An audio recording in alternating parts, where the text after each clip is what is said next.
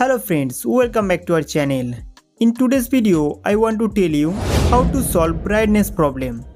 If you have been suffering from a auto brightness problem for a long time, then this video is very helpful for you. If you go outside, the display brightness decreases so much that you cannot see anything, and when you come home, the brightness automatically increases. Guys, please watch the video from start to the end to find a permanent solution to this problem. First of all, open your phone settings.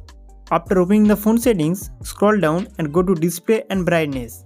Inside it, there is a settings called auto brightness. Now turn it off. After that, you can manually adjust the brightness of your phone screen as per your need. If your phone has a sunlight mode, keep it on. Then click on color scheme.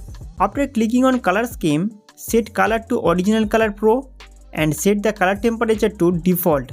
Then go back. Reading mode. If reading mode is on, the display light will show warmer color.